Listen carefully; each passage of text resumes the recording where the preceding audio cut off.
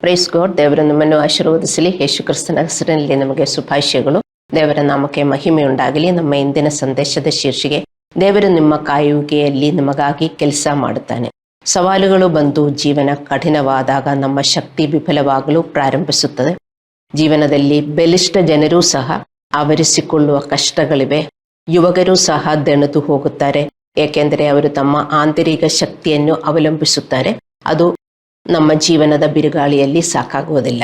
ನಮ್ಮ ಜೀವನದ ಬಿರುಗಾಳಿಯಲ್ಲಿ ನಮ್ಮನ್ನು ಉಳಿಸಿಕೊಳ್ಳಲು ನಮಗೆ ದೇವರ ಶಕ್ತಿ ಬೇಕು. ಇಲ್ಲದಿದ್ದರೆ ನಾವು ದಿನೇ ದಿನೇ ದುರ್ಬಲಗೊಳ್ಳುತ್ತೇವೆ ಮತ್ತು ನಿರಾಸೆಗೊಳ್ಳುತ್ತೇವೆ. ಯೆಶಾಯ 40:31 ನಮಗೆ ಈ ಭರವಸೆ ನೀಡಲಾಗಿದೆ. ಕರ್ತನನ್ನು ನಿರೀಕ್ಷಿಸುವವರು ಹೊಸ ಬಲವನ್ನು ಹೊಂದುವರು. ಅವರು ಹದ್ದುಗಳಂತೆ ರೆಕ್ಕೆಗಳಿಂದ ಬೆಟ್ಟವನ್ನು ಏರುವರು, ಓಡಿದಣಿಯರು, ನಡೆದು ಬೆಳೆರರು. ಇದು ಅಲೌಕಿಕವಾಗಿ ನವೀಕರಿಸಿದ ಶಕ್ತಿಯನ್ನು ಭರವಸೆ ನೀಡುತ್ತದೆ. ಹದ್ದುಗಳಂತೆ ಮೇಲೇರುವುದು ಅಥವಾ ಆಯಾಸವಿಲ್ಲದೆ ಓಡುವುದಕ್ಕೆ ಹೋಲಿಸಲಾಗಬಹುದಾದ ಶಕ್ತಿ. ಇದು ನಮ್ಮಲ್ಲಿ ಪ್ರತಿಯೊಬ್ಬರಿಗೂ ಅಗತ್ಯವಾಗಿರುವ ಶಕ್ತಿ. ಇದರ ಅರ್ಥವೇನು, ನಾವು ಮತ್ತು ಇದು ಹೇಗೆ ಪಡೆಯುತ್ತೇವೆ? ದೇವರಿಗಾಗಿ ಕಾಯುವವರಿಗೆ ಬಲವನ್ನು ದೇವರು ವಾಗ್ದಾನ ಮಾಡಿದ್ದಾನೆ. ದೇವರಿಗಾಗಿ ಕಾಯುವುದು ಅಂದರೆ ಉತ್ತರ ಅಥವಾ ವಿಮೋಚನೆ ತಕ್ಷಣವೇ ಸ್ಪಷ್ಟವಾಗಲಿಲ್ಲದಿದ್ದರು ಆತನಿಗೆ ವಿಧೇಯರಾಗುವ ಮೂಲಕ ಆತನ ಮಾರ್ಗಗಳಲ್ಲಿ ನಡೆಯಲು, ಆತನಿಂದ ಶಕ್ತಿಯನ್ನು ಪಡೆಯಲು ನಮ್ಮನ್ನು ನಾವು ಸ್ಥಿರೀಕರಿಸಿಕೊಳ್ಳುವುದು.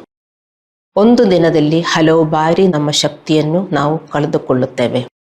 ಆದ್ದರಿಂದ ನಾವು ಭಾವನಾತ್ಮಕವಾಗಿ ಅಥವಾ ಮಾನಸಿಕವಾಗಿ ದುರ್ಬಲರಾದಾಗಲೆಲ್ಲ ನಾವು ಹಾಗೆಯೇ ಉಳಿಯಬಾರದು. ನಾವು ಶಕ್ತಿಗಾಗಿ ದೇವರನ್ನು ಕೇಳಬೇಕು ಮತ್ತು ಈ ಶಕ್ತಿಯನ್ನು ಹದ್ದಿನ ಶಕ್ತಿಗೆ ಹೋಲಿಸಲಾಗುತ್ತದೆ. ಅದು ಸಾಮಾನ್ಯ ಶಕ್ತಿ ಅಲ್ಲ, ದೇವರ ಶಕ್ತಿ. ನಮಗೆ ಆ ಶಕ್ತಿ ಇದ್ದರೆ ನಮಗೇನು ಬೇಕಾದರೂ ಮಾಡಬಹುದು. ನೀವಿವತ್ತು ದಣಿದಿದ್ದರೆ, ದೇವರು ಹೇಳಿರುವುದೆಲ್ಲ ಮಾಡೋಕ್ಕಾಗಲಿಲ್ಲ ಅಂತ ನಿಮಗೆ ಅನಿಸಿದರೆ, ನೀವು ಅರ್ಥ ಮಾಡಿಕೊಳ್ಳಬೇಕು, ನಿಮಗೆ ಈ ಶಕ್ತಿ ಇಲ್ಲ. ನಿಮಗೆ ಬೇಕಾಗಿರುವುದು ಈ ಶಕ್ತಿ. ಹಲ್ಲೆಲೂಯಾ. ಏಕೆಂದರೆ ನಮಗೆ ದೇವರ ಶಕ್ತಿ ಪಡೆದಾಗ ನಮ್ಮ ಕಷ್ಟಗಳು ನಿವಾರಿಸಿಕೊಳ್ಳುವ ಮತ್ತು ನಮ್ಮ ಸವಾಲುಗಳನ್ನು ಮೀರಿ ಮೇಲೇರುವ ಸಾಮರ್ಥ್ಯ ನಮಗೆ ಸಿಗುತ್ತದೆ. ಹದ್ದುಗಳು ಆಕಾಶದಲ್ಲಿ ಹಾರುವಂತೆ ನಮಗೆ ನಮ್ಮ ಪ್ರಾಬ್ಲಮ್ಸ್ ಮೇಲೆ ಹಾರಿ ನಮಗೆ ಜೀವನ ಮಾಡೋಕ್ಕಾಗುತ್ತದೆ. ದೇವರ ಶಕ್ತಿ ನಾವು ಪಡೆದಾಗ ನಮಗೆ ಸಮಸ್ಯೆಗಳನ್ನು ಎದುರಿಸಲು ನಮಗೆ ಶಕ್ತಿ ಸಿಗುತ್ತದೆ. ನಾವು ತಿಳ್ಕೊಳ್ಳುತ್ತೇವೆ ನಮ್ಮ ಸಮಸ್ಯೆಗಳು ನಮಗೆ ಎದುರಿಸುವುದಕ್ಕೆ ಆಗುವುದಿಲ್ಲ ಅಂತ, ಏಕೆಂದರೆ ನಾವು ನಮ್ಮ ಶಕ್ತಿಯಲ್ಲಿ ಉಳಿದಿದ್ದೇವೆ. ಅದಕ್ಕೆ ನಮಗೆ ಬೇಕಾಗಿರುವುದು ದೇವರ ಶಕ್ತಿ. ಅದಕ್ಕೆ ನಾವು ದೇವರನ್ನು ಕಾಯುತ್ತಾ ಇರಬೇಕು ಡೈಲಿ. ಹಲ್ಲೆಲೂಯಾ. ವಯಸ್ಸಾದಂತೆ ಹದ್ದುಗಳು ಬಲಗೊಳ್ಳುತ್ತದೆ, ಆದರೆ ಮನುಷ್ಯರು ವಯಸ್ಸಾದಂತೆ ದುರ್ಬಲರಾಗುತ್ತಾರೆ. ಏಕೆಂದರೆ ಹದ್ದುಗಳು ವರ್ಷವಿಡೀ ಹಳೆಯ ಗರಿಗಳನ್ನು ಹೊಸದರೊಂದಿಗೆ ಬದಲಾಯಿಸುತ್ತಲೇ ಇರುತ್ತವೆ. ನಾವು ಕೂಡ ದುರ್ಬಲರಾದಾಗಲೆಲ್ಲ ಹದ್ದುಗಳಂತೆ ನಮ್ಮನ್ನು ಬಲಪಡಿಸಿಕೊಳ್ಳಬೇಕು.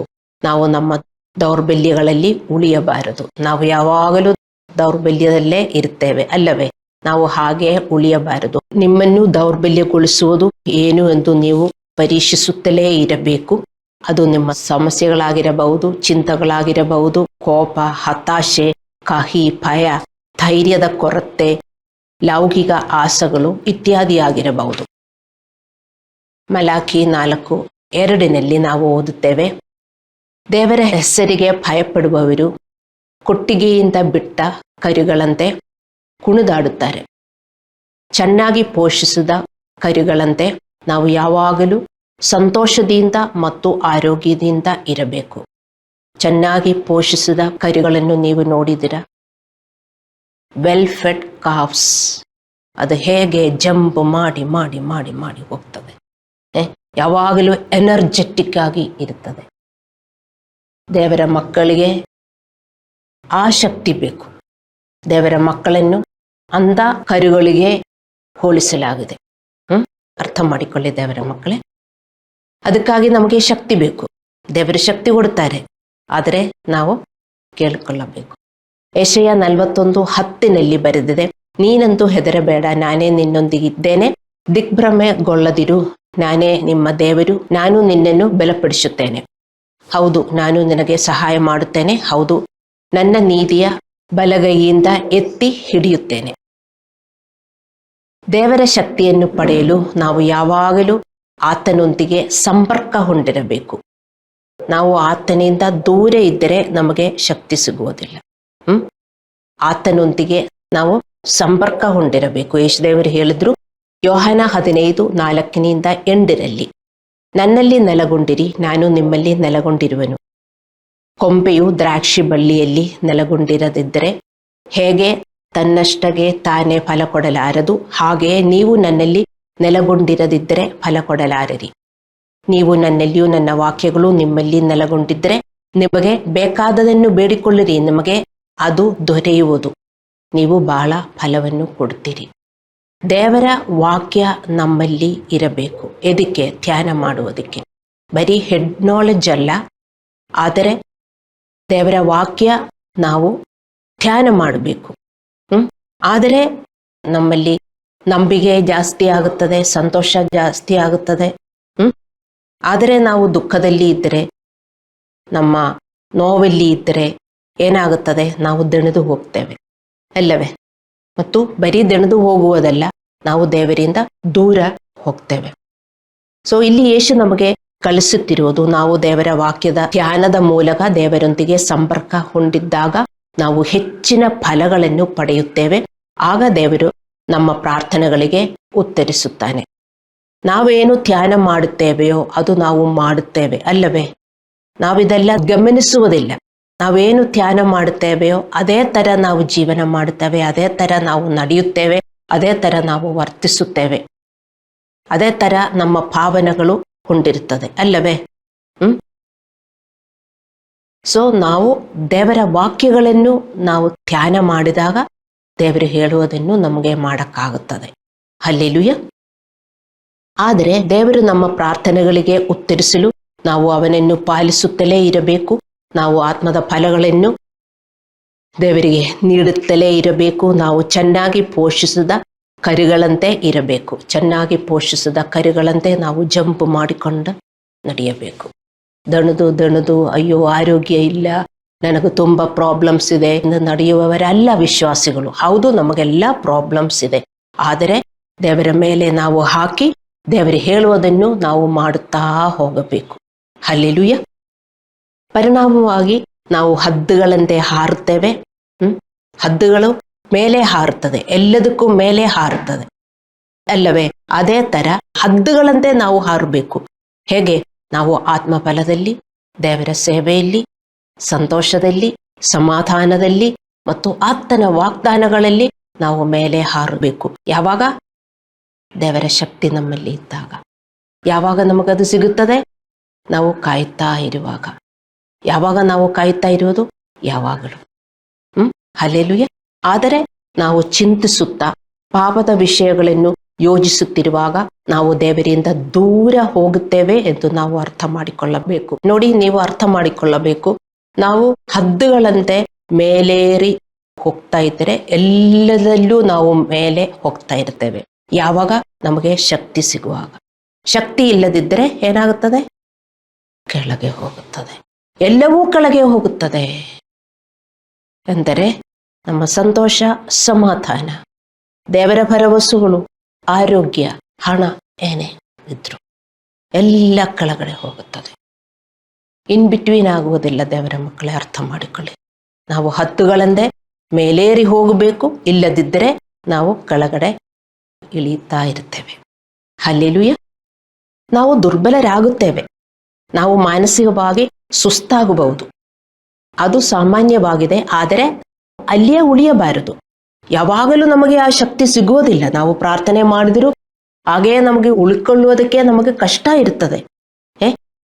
ನಾವು ದಣಿದಿರುತ್ತೇವೆ. ಆದರೆ ನಾವು ದಣಿದಿರುವಾಗ ಎಲ್ಲ ನಾವು ಅರ್ಥ ಮಾಡಿಕೊಂಡು ನಮ್ಮನ್ನು ನಾವು ಶಕ್ತೀಕರಿಸಬೇಕು, ಬಲಪಡಿಸಬೇಕು. ನಾವು ಶಕ್ತಿಯನ್ನು ಹೇಗೆ ಪಡೆಯುವುದು?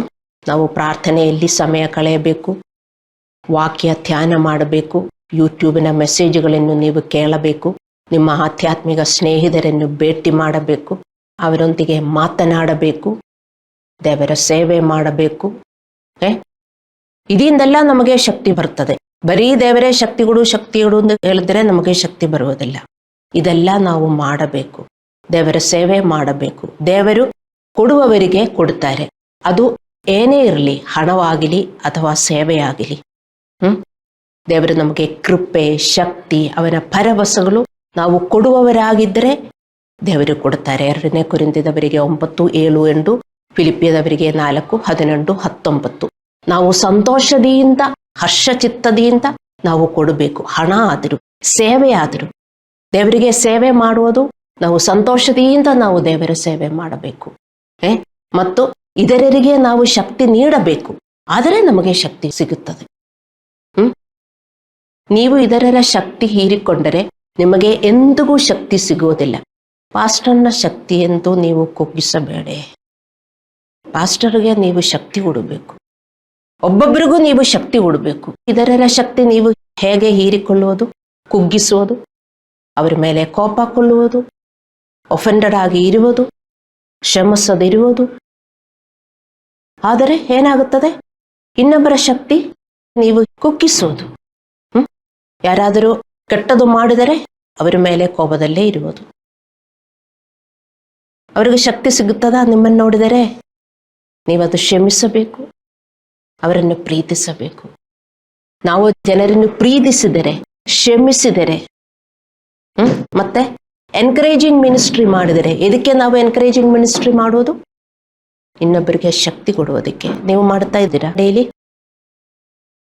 ಇನ್ನೊಬ್ಬರಿಗೆ ಶಕ್ತಿ ಕೊಡಬೇಕು. ನೀವು ದೆಣದಿದ್ರೆ ಯಾರಿಗಾದರೂ ಹೋಗಿ ಶಕ್ತಿ ಕೊಡಬೇಕು.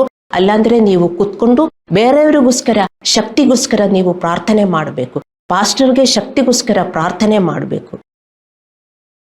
ಪಾಸ್ಟರ್ನ ಶಕ್ತಿ ನೀವು ಕುಗ್ಗಿಸಬಾರದು ಎಂದಿಗೂ. ಯಾಕೆಂದ್ರೆ ಪಾಸ್ಟರ್ಗೆ ಒಂದು ಸಭೆ ನಡೆಸಬೇಕು.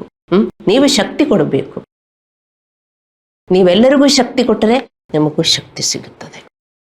ಆದರೆ ನೀವು ಇದರ ಶಕ್ತಿ ಹೀರಿಕೊಂಡರೆ ನಿಮಗೆ ಎಂದಿಗೂ ಶಕ್ತಿ ಸಿಗುವುದಿಲ್ಲ. ನೋಡಿ, ನೀವು ಶಕ್ತಿ ಕೊಡುವವರ ಅಥವಾ ಬೇರೆಯವರ ಶಕ್ತಿ ನೀವು ಕುಗ್ಗಿಸುವವರ?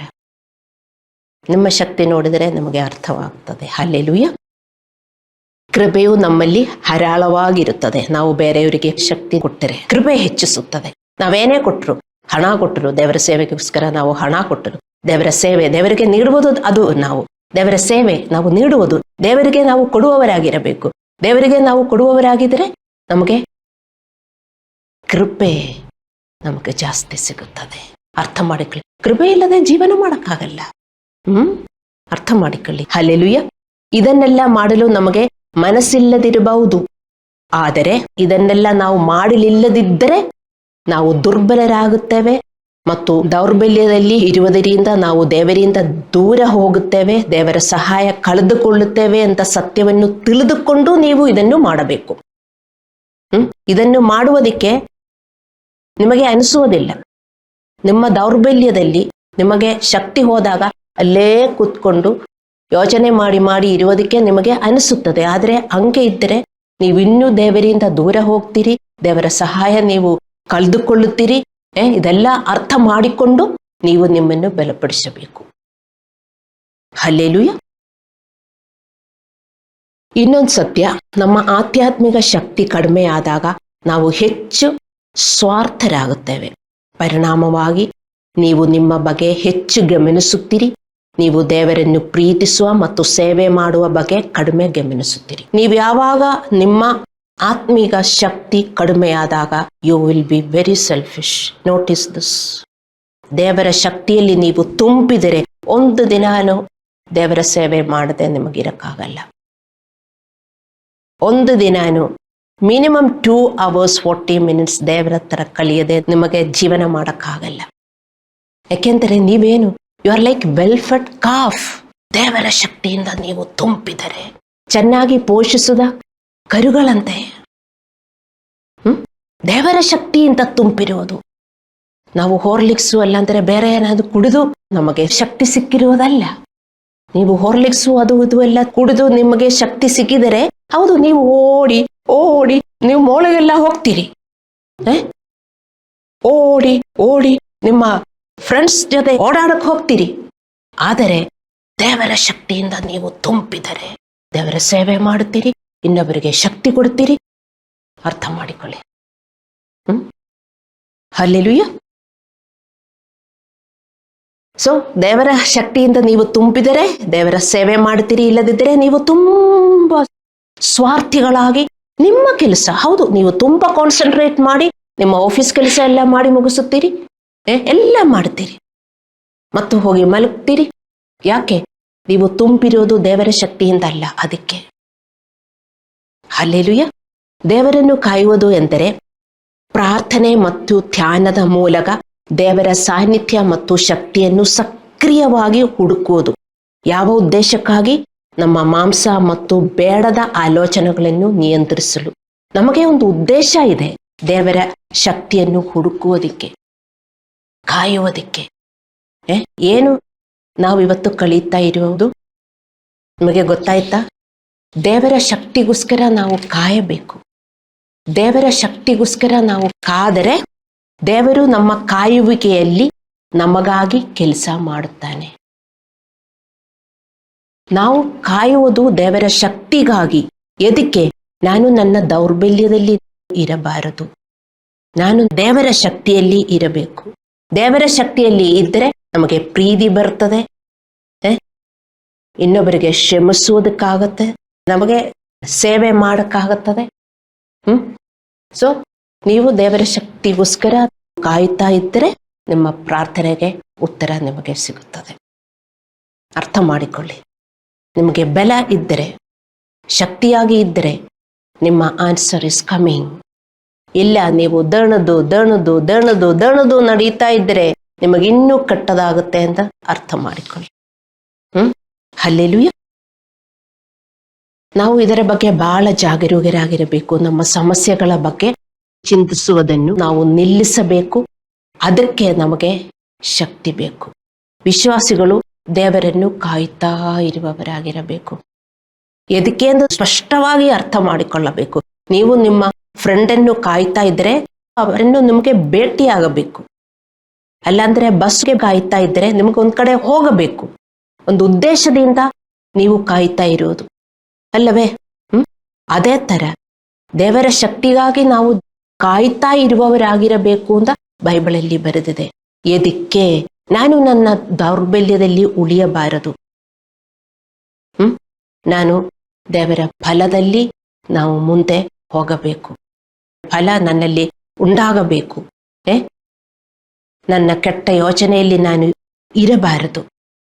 ನಿಮಗೆ ಉದ್ದೇಶ ಅರ್ಥವಾಗಬೇಕು. ಆದರೆ ಮಾತ್ರ ನೀವು ಕಾಯ್ತಾ ಇರುವವರಾಗಿರಬಹುದು.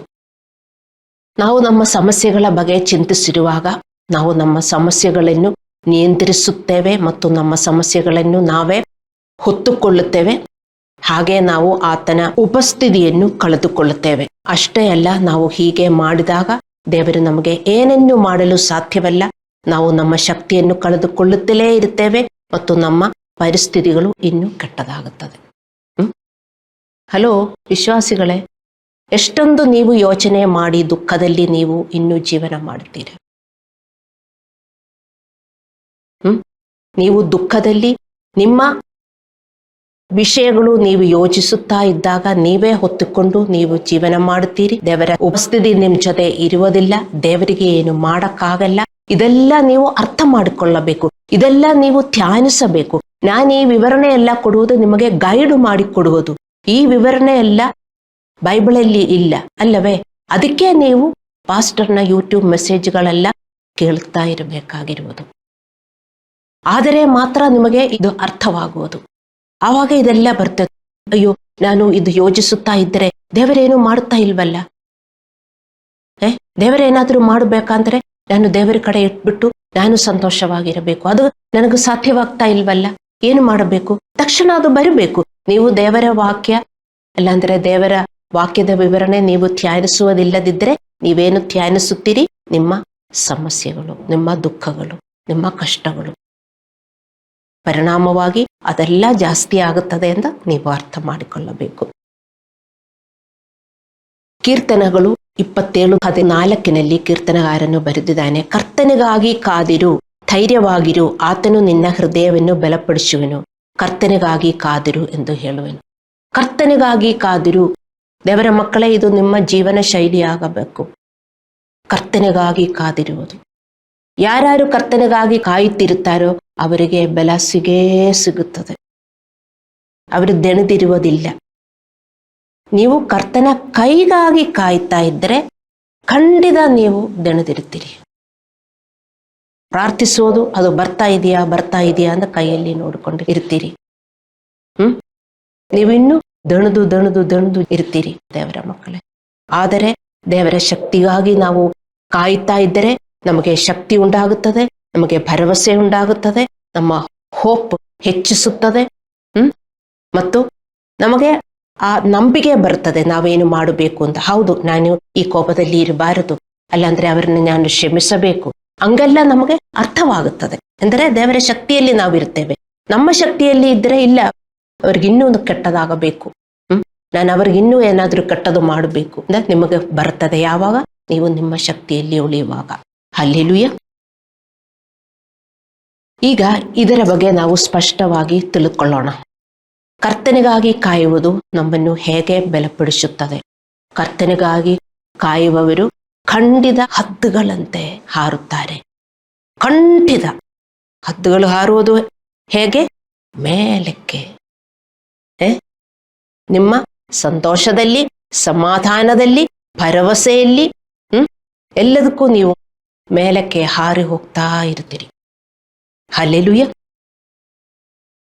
ದೇವರಿಗಾಗಿ ಕಾಯುವುದು ನೀವು ದಿನದಿಂದ ಅಭ್ಯಾಸ ಮಾಡಬೇಕು. ಅದು ಮಾಡದೆ ನೀವು ದಿನದಿಂದ ದಿನಕ್ಕೆ ನಿಮ್ಮ ಶಕ್ತಿಯನ್ನು ಕಳೆದುಕೊಳ್ಳುತ್ತೀರಿ. ನೀವು ನಿಮ್ಮ ಶಕ್ತಿಯಲ್ಲಿ ನೀವು ಬಲಶಾಲಿಗಳಾಗಿ ಜೀವನ ಮಾಡ್ತೀರಿ. ಅದಕ್ಕೆ ನಿಮ್ಮ ಮುಖದಲ್ಲಿ ಸಂತೋಷ ಇಲ್ಲ. ನಿಮ್ಮ ಶಕ್ತಿಯಲ್ಲಿ ಇದ್ರೆ ಹೇಗೆ ಸಂತೋಷ ಬರುತ್ತದೆ? ನಮಗೆಲ್ಲದಕ್ಕೂ ಕಂಪ್ಲೇಂಟ್, ಎಲ್ಲದಕ್ಕೂ ಕೊರತೆ ಇದೆ. ಎಲ್ಲಿ ನೋಡಿದರೂ ಕೊರತೆ. ಏನು ನಮಗೆ ಸಿಗ್ತಾ ಇಲ್ಲ. ನಾವು ಹಾಗೆಯೇ ನಾವು ಜೀವನ ಮಾಡುತ್ತೇವೆ. ಯಾವಾಗ? ನಮ್ಮ ಶಕ್ತಿಯಲ್ಲಿ ನಾವು ಜೀವನ ಮಾಡಿದಾಗ. ದೇವರಿಗಾಗಿ ಕಾಯುವುದು ಅಂದರೆ ದೇವರ ಶಕ್ತಿ ಮತ್ತು ನಮ್ಮ ರೂಪಾಂತರಕ್ಕಾಗಿ ನಾವು ಕಾಯಬೇಕು. ದೇವರ ಶಕ್ತಿಗಾಗಿ, ನಮ್ಮ ರೂಪಾಂತರಕ್ಕಾಗಿ. ಇದಕ್ಕೆ ನಾವು ದೇವರನ್ನು ಕಾಯುವುದು. ನಾವು ಚೇಂಜ್ ಆಗಬೇಕು. ಬೇರೆ ರೀತಿಯಲ್ಲಿ ಹೇಳುವುದಾದರೆ ದೇವರಿಗಾಗಿ ಕಾಯುವುದು ಎಂದರೆ ನೀವು ಎಷ್ಟೇ ಕಷ್ಟಗಳನ್ನು ಒಂದು ದಿನದಲ್ಲಿ ಎದುರಿಸಬೇಕಾದರೂ ನೀವು ದುರ್ಬಲರಾಗದಂತೆ ದೇವರ ಶಕ್ತಿಗಾಗಿ ಕಾಯುತ್ತಾ ಇರುವುದು. ಒಂದು ದಿನದಲ್ಲಿ ಏನು ಕಷ್ಟಗಳು ಬರ್ತದೆ ಅಂತ ನಮಗೆ ಗೊತ್ತಿಲ್ಲ. ದೇವರೇ, ನಾನೇನೇ ಎದುರಿಸಿದರೂ ದುರ್ಬಲರಾಗಿ ನಾನು ಜೀವನ ಮಾಡಬಾರದು. ನನಗಾದ ಅರ್ಥವಾಗಬೇಕು. ನಾನು ನಿನ್ನ ಪಾತ್ರದಲ್ಲಿ ಎದುರಿಸಬೇಕು. ನಾವು ದೇವರನ್ನು ಕಾಯುತ್ತಿರುವಾಗ ನಮಗೆ ಉದ್ದೇಶ ಅರ್ಥವಾಗಬೇಕು. ನಿಮ್ಮ ಫ್ರೆಂಡನ್ನು ನೀವು ಕಾಯ್ತಾ ಇರೋದು ಎದಕ್ಕೆ ಅಂತ ನಿಮಗೆ ಗೊತ್ತು. ನೀವು ಬಸ್ಸನ್ನು ಕಾಯ್ತಾ ಇರೋದು ಎದಕ್ಕೆ ಅಂತ ನಿಮಗೆ ಗೊತ್ತು. ಅದೇ ತರ ದೇವರನ್ನು ಕಾಯ್ತಾ ಇರೋದು ಎದಕ್ಕೆ? ಬೆಲ ಬೇಕು. ಎದಕ್ಕೆ? ನಾನು ಕೋಪಗೊಳ್ಳಬಾರದು. ತುಂಬ ಜನರು ನನಗೆ ಕೆಟ್ಟದು ಮಾಡುತ್ತಾರೆ, ನಾನು ಕೋಪಗೊಳ್ಳಬಾರದು. ಏನೇ ಸಂಭವಿಸಿದರೂ, ಜನರು ನಮಗೆ ಏನೇ ತೊಂದರೆ ಕೊಟ್ಟರೂ ನಮಗೆ ತಾಳ್ಮೆಯಿಂದಿರಲು, ಜನರನ್ನು ಕ್ಷಮಿಸಲು, ನೋಯಿಸದಿರಲು, ಕಹಿ ಭಾವನೆ ಹೊಂಡದಿರಲು ನಮಗೆ ಶಕ್ತಿ ಬೇಕು. ನಿಮಗೆ ಬೇಕಂದ್ರೆ ಮಾತ್ರ ಕಾಯ್ತಿರ್ತೀರಿ. ನಿಮ್ಮ ಫ್ರೆಂಡನ್ನು ನೀವು ಭೇಟಿ ಆಗಬೇಕಂದ್ರೆ ಮಾತ್ರ ನೀವು ಕಾಯ್ತಾ ಇರ್ತೀರಿ. ಅಲ್ಲಾಂದ್ರೆ ಹೇಳ್ತೀರಿ, ಇಲ್ಲ ನಾನು ಊರು ಹೋಗ್ತಾ ಇದ್ದೀನಿ, ನೀವು ಹೇಳ್ಬಿಟ್ಟು ಎಲ್ಲಾದ್ರೂ ಹೋಗ್ತೀರಿ. ಅವರನ್ನು ಭೇಟಿ ಆಗಬೇಡ ಅಂದ್ರೆ, ಅವರನ್ನು ಖಂಡಿತ ಭೇಟಿ ಆಗಬೇಕಂದ್ರೆ ನೀವು ಕಾಯ್ತಾ ಇರ್ತೀರಿ. ಬಿರಿಯಾನಿ ಎಲ್ಲ ಮಾಡಿಬಿಟ್ಟು ಕಾಯ್ತಾ ಇರ್ತೀರಿ ಅಲ್ಲವೇ? ಅದೇ ತರ ಅರ್ಥ ಮಾಡಿಕೊಳ್ಳಿ. ಯಾಕೆ ನಾವು ಕಾಯ್ತಾ ಇರೋದು? ನಾನು ನನ್ನ ಪಾತ್ರದಿಂದ ಹೊರಗೆ ಬರಬೇಕು. ಹೌದು, ಒಂದಿನದಲ್ಲಿ ಏನೇನು ಬರುತ್ತೆ ಅಂತ ನಮಗೆ ಗೊತ್ತಿಲ್ಲ.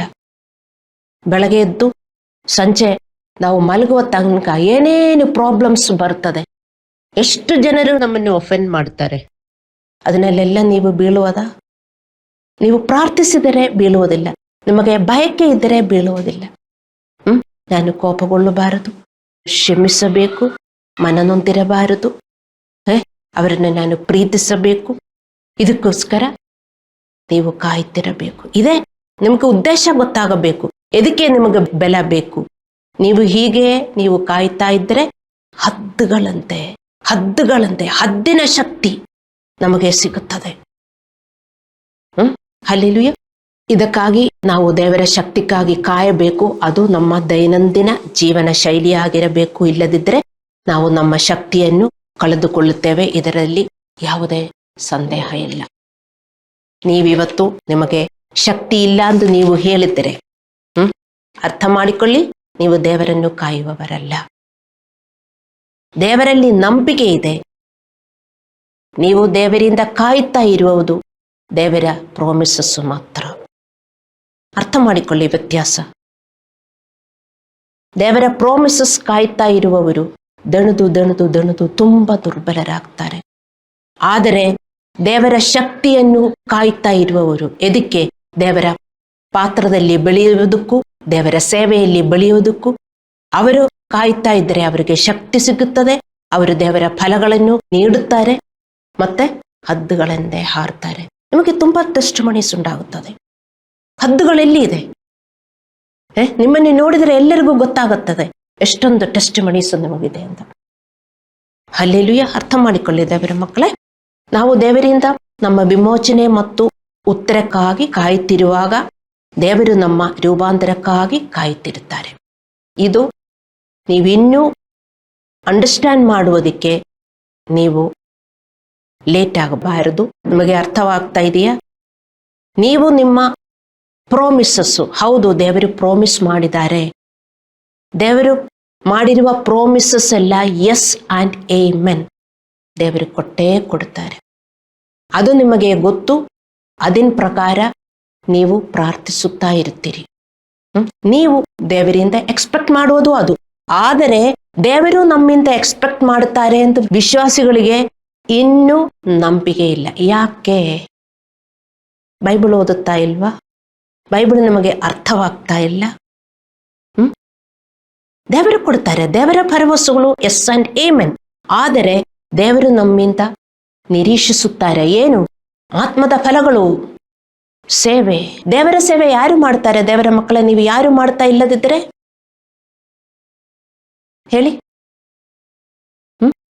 ನೀವು ಕೊಡುವುದು ದೇವರು ನಿಮಗೆ ಕೊಡ್ತಾರೆ.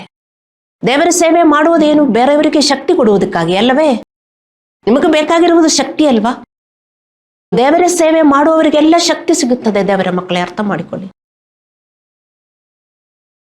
ದೇವರ ಪಾತ್ರದಲ್ಲಿ ಬೆಳೆದು ದೇವರ ಸೇವೆ ಮಾಡುವವರಿಗೆ ಯಾವಾಗಲೂ ಶಕ್ತಿ ಸಿಗುತ್ತದೆ. ಇಲ್ಲದಿದ್ದರೆ ನಿಮ್ಮ ಶಕ್ತಿ ಕೆಳಗೆ ಕೆಳಗೆ ಕೆಳಗೆ ಬರುತ್ತದೆ. ಹದ್ದುಗಳ ಥರ ನಿಮಗೆ ಮೇಲೆ ಹೋಗಕ್ಕಾಗತ್ತೆ, ಅಲ್ಲಾಂದರೆ ನಿಮಗೆ ಕೆಳಗೆ ಕೆಳಗೆ ಕೆಳಗೆ ಎಲ್ಲದಲ್ಲೂ ಕೆಳಗೆ ಬರುವುದು. ಅರ್ಥ ಮಾಡಿಕೊಳ್ಳಿ. ಸೊ ನಾವು ದೇವರಿಂದ ನಮ್ಮ ವಿಮೋಚನೆ ಮತ್ತು ಉತ್ತರಕ್ಕಾಗಿ ಕಾಯುತ್ತಿರುವಾಗ ದೇವರ ಮಕ್ಕಳು ಅರ್ಥ ಮಾಡಿಕೊಳ್ಳಬೇಕು, ದೇವರು ನಮ್ಮ ರೂಪಾಂತರಕ್ಕಾಗಿ ಕಾಯುತ್ತಿರುತ್ತಾರೆ. ನಮ್ಮ ರೂಪಾಂತರ. ಹಲ್ಲೆಲೂಯ. ನಮ್ಮ ಮಾನವ ಸ್ವಭಾವವೇನೆಂದರೆ ನಾವು ನಮ್ಮ ದೌರ್ಬಲ್ಯಗಳನ್ನು ಮತ್ತು ಹಳೆಯ ಸ್ವಭಾವದಲ್ಲಿಯೇ ಉಳಿಯಲು ಬಯಸುತ್ತೇವೆ ಮತ್ತು ನಮ್ಮ ಉತ್ತರಗಳನ್ನು ಮತ್ತು ದೇವರಿಂದ ನಮಗೆ ಬೇಕಾದದನ್ನು ನಾವು ಬಯಸುತ್ತೇವೆ. ನಾವು ಚೇಂಜ್ ಆಗುವುದೇ ಇಲ್ಲ. ಪ್ರಾರ್ಥಿಸುತ್ತೇವೆ, ಮತ್ತೆ ನಾವು ಟೆಸ್ಟಿಮನಿ ಹೇಳುತ್ತೇವೆ, ಹೌದು ನಾನು ಪ್ರಾರ್ಥಿಸಿದೆ, ನನಗೆ ತುಂಬಾ ಸಿಗಿದೆ ಅಂತ. ಈ ಲೋಕದಲ್ಲಿ ಎಷ್ಟು ಅವಿಶ್ವಾಸಿಗಳಿದ್ದಾರೆ, ಎಷ್ಟು those who don't believe in God, ದೇವರೇ ಇಲ್ಲ ಅಂದಿರುವವರು ಇರ್ತಾರೆ. ಅವರಿಗೆಲ್ಲ ಒಳ್ಳೆಯದಾಗುವುದಿಲ್ಲ. ಅವರು ಪ್ರಾರ್ಥಿಸಿರುವುದರಿಂದ ಒಳ್ಳೆಯದಾಗುವುದು ಅಲ್ಲ. ಮತ್ತೆ ವಿಶ್ವಾಸಿಗಳು ಅವರ ಕ್ಯಾರೆಕ್ಟರ್ಸ್ ಏನು ಚೇಂಜ್ ಮಾಡುವುದಿಲ್ಲ, ದೇವರ ದಾರಿಯಲ್ಲಿ ನಡೆಯುವುದಿಲ್ಲ. ತುಂಬ ಪ್ರಾರ್ಥಿಸಿದೆ, ನನಗೆಲ್ಲ ಸಿಕ್ತು. ನೀವು ಪ್ರಾರ್ಥಿಸಲಿಲ್ಲ ಅಂದರೆ ಅದು ಬರಬಹುದಾಯಿತು. ನಮ್ಮ ಪಾತ್ರಗಳ ಚೇಂಜ್ ಆಗಿ ನಾವು ಪ್ರಾರ್ಥಿಸಿದರೆ ಖಂಡಿತ ದೇವರಿಂದ ಸಿಗುತ್ತದೆ. ಇದೆಲ್ಲ ನೀವು ಅರ್ಥ ಮಾಡುವುದಕ್ಕೆ ಇನ್ನೂ ಲೇಟ್ ಆಗಬಾರದು. ಇದೆಲ್ಲ ದೇವರ ತತ್ವಗಳು, ದೇವರ ಪ್ರಾಮಿಸಸ್ಸು, ದೇವರ ವಾಗ್ದಾನ. ನಮಗೇನು ಬೇಕು? ನಮ್ಮ ದೌರ್ಬಲ್ಯಗಳಲ್ಲಿ ನಾವು ಉಳಿಯಬೇಕು. ನಮಗೆ ಚೇಂಜ್ ಮಾಡೋಕ್ಕಾಗಲ್ಲ, ಆದರೆ ನಾವು ಪ್ರಾರ್ಥಿಸಿ ದೇವರಿಂದ ಎಲ್ಲ ಸಿಗಬೇಕು ಅಂತ. ಅದು ವಿಶ್ವಾಸ ಜೀವನ ಅಲ್ಲ. ಈ ಲೋಕದಲ್ಲಿ ಎಲ್ಲರೂ ಹಾಗೆ ಜೀವನ ಮಾಡುವುದು. ಟೆಂಪಲ್ ಹೋಗುವವರು, ಮೋಸ್ಕು ಹೋಗುವವರು, ಅಲ್ಲಾಂದ್ರೆ ಬೇರೆ ಕಡೆ ಹೋಗುವವರು, ಪ್ರಾರ್ಥನೆ ಮಾಡಲಿಲ್ಲದಿದ್ರು ಎಲ್ಲರಿಗೂ ಸಿಗುತ್ತದೆ. ವ್ಯತ್ಯಾಸ ನಿಮಗೆ ಅರ್ಥವಾಗ್ತಾ ಇಲ್ಲ ಅಂದರೆ ತುಂಬಾ ಕಷ್ಟ. ಒಂದೆರಡು ಸಾರಿ ದೇವರೇನೋ ಉತ್ತರ ಕೊಡಬಹುದು, ಆದರೆ ಯಾವಾಗಲೂ ಕೊಡುವುದಿಲ್ಲ. ಹಲ್ಲೆಲೂಯ. ನಾವು ರೂಪಾಂತರ ಮಾಡುತ್ತಲೇ ಇರುವಾಗ ಅವನು ನಮಗೋಸ್ಕರ ಕೆಲಸ ಮಾಡ್ತಾರೆ. ನಿಮಗ ವಿಶ್ವಾಸ ಆಗ್ತಾ ಇಲ್ಲದಿದ್ದರೆ ಯೋಹಾನ 15ನೇ ಚಾಪ್ಟರು 7, 8 ನೀವು ಓದಬೇಕು. ಏನು ಯೇಸುದೇವರು ಹೇಳಿದರು? ನೀವು ನನ್ನಲ್ಲಿಯೂ ನಾನು ನಿಮ್ಮಲ್ಲಿಯೂ ಇದ್ದರೆ ನೀವು ತುಂಬ ಫಲ ಕೊಡ್ತೀರಿ, ಆಗ ನೀವು ತಂದೆಗೆ ಏನಾದರೂ ಬೇಡಿಕೊಳ್ಳಿ ಅದು ಕೊಡ್ತೀನಿ. ಅದರ ಅರ್ಥ ನಮಗೆ ಫಲ ಬೇಕು ಅಲ್ಲವೇ? ಇನ್ನೊಂದು ವಾಕ್ಯ 1 ಯೋಹಾನ 3:22. ನಾವು ಏನೇನು ಬೇಡಿಕೊಳ್ಳುತ್ತೇವೆಯೋ ಆತನಿಂದ ನಾವು ಹೊಂದಿಕೊಳ್ಳುತ್ತೇವೆ, ಯಾಕೆಂದರೆ ನಾವು ಆತನ ಆಜ್ಞೆಗಳನ್ನು ಕೈಕೊಂಡು ಆತನ ದೃಷ್ಟಿಯಲ್ಲಿ ಮೆಚ್ಚುಗೆಯಾದವುಗಳನ್ನು ಮಾಡುವವರಾಗಿದ್ದೇವೆ. ಇದು ಯಾರಿಗೆ ಬರೆದಿರುವುದು? ನಮ್ಮ ಬೈಬಲಲ್ಲಿ ಇಲ್ವಾ? ಇದು ಸುಮ್ಮನೆ ಯಾರೋ ಬರೆದಿರುವುದ? God gives us whatever we ask because we live a pleasing life unto him and do what he says. God gives. ನಾವು ಏನೇನು ಬೇಡಿಕೊಳ್ಳುತ್ತೇವೆಯೋ ಆತನಿಂದ ನಾವು ಹೊಂದಿಕೊಳ್ಳುತ್ತೇವೆ, ಏಕೆಂದರೆ ನಾವು ಆತನ ಆಜ್ಞೆಗಳನ್ನು ಕೈಕೊಂಡು ಆತನ ದೃಷ್ಟಿಯಲ್ಲಿ ಮೆಚ್ಚುಗೆಯಾದವುಗಳನ್ನು ಮಾಡುವವರಾಗಿದ್ದೇವೆ. ಅರ್ಥ ಮಾಡಿಕೊಳ್ಳಿದ್ದೇವರ ಮಕ್ಕಳೇ? ನಾವು ಹದ್ದುಗಳಂತೆ ಹಾರಿ ಹೋಗಬೇಕು. ನಮ್ಮನ್ನು ನೋಡಿದರೆ ರೈಚಸ್ನೆಸ್ ಅಲ್ಲಿ ಪೀಪಲ್ ಶುಡ್ ಸಿ ಅಸ್, ಅನ್ರೈಚಸ್ನೆಸ್ ಇಲ್ಲಿ ಅಲ್ಲ. ಹದ್ದುಗಳು ಮೇಲೆ ಹೋಗಿದರೆ ಎಲ್ಲರಿಗೂ ಕಾಣಿಸುತ್ತೆ ಅಲ್ಲವೇ? ಅದೇ ತರ ವಿಶ್ವಾಸಿಗಳು ಹೋಗಿದರೆ, ಓ ಇವರು ನೋಡು ಎಷ್ಟು ರೈಚಸ್ ಆಗಿ ಜೀವನ ಮಾಡುತ್ತಾರೆ, ಅವರ ಮನೆಯಲ್ಲಿ ಒಂದು ಜಗಳ ಇಲ್ಲ, ಅಲ್ಲಾಂದರೆ ದೇವರು ಹೇಳುವ ಪ್ರಕಾರ ಜೀವನ ಮಾಡುತ್ತಾರೆ ಅಲ್ಲವೇ? ಅವರೇ ಹದ್ದುಗಳು. ಇಲ್ಲ, ನಮ್ಮ ಮನೆಗಳಲ್ಲೆಲ್ಲ ಜಗಳ ಮಾಡಿಕೊಂಡು ಜೀವನ ಮಾಡುವುದು. ಪಕ್ಕದ ಮನೆಯವರಿಗೆಲ್ಲ ಏನು ಟೆಸ್ಟ್ ಮಣಿ? ನಾವು ಅರ್ಥ ಮಾಡಿಕೊಳ್ಳಿದ್ದೇವರ ಮಕ್ಕಳೇ? ಮನುಷ್ಯರು ನಮ್ಮನ್ನು ನೋಡ್ತಾ ಇದ್ದಾರೆ, ವಿಶ್ವಾಸಿಗಳಂದು ಅವಿಶ್ವಾಸಿಗಳು ನಮ್ಮನ್ನು ನೋಡ್ತಾ ಇದ್ದಾರೆ, ನಾವು ಹೇಗೆ ಜೀವನ ಮಾಡ್ತಾ ಇದ್ದೇವೆ ಅಂತ. ಹಲ್ಲೆಲೂಯಾ. ಸೊ ದೇವರಿಗೆ ಅಸಾಧ್ಯವಾದದ್ದು ಯಾವುದೂ ಇಲ್ಲ ಅಂತ ನಮಗೆ ಗೊತ್ತು. ಆದರೆ ನಮಗೆ ಅಸಾಧ್ಯವೆನಿಸುವುದನ್ನು ನಾವು ಮಾಡಿದಾಗ ಮಾತ್ರ ಅವನು ನಮಗೆ ನೀಡಿದ ವಾಗ್ದಾನಗಳನ್ನು ಪೂರೈಸುತ್ತಾನೆ. ನಮಗಿದೆಲ್ಲ ಅಸಾಧ್ಯವಾದದ್ದು ಅಂತ ನಮಗೆ ಅನಿಸುತ್ತದೆ. ದೇವರಿಂದ ಅಸಾಧ್ಯವಾದದ್ದು ನಮಗೆ ಬೇಕಂದರೆ ನಮಗೆ ಯಾವುದು ಅಸಾಧ್ಯವಾದದ್ದು ಅದು ನಾವು ಮಾಡಬೇಕು. ಆದರೆ ಖಂಡಿತ ದೇವರು ಭರವಸೆ ಕೊಟ್ಟಿರುವುದು ನಮಗೆ ಸಿಗುತ್ತದೆ. ಮತ್ತೆ ನಾವು ಹದ್ದುಗಳಂತೆ ಮೇಲೆ ಹಾರಿ ಹೋಗುತ್ತೇವೆ. ನಾವು ಕಣ್ಣುಗಳನ್ನು ಮುಚ್ಚಿ ಪ್ರಾರ್ಥನೆ ಮಾಡೋಣ.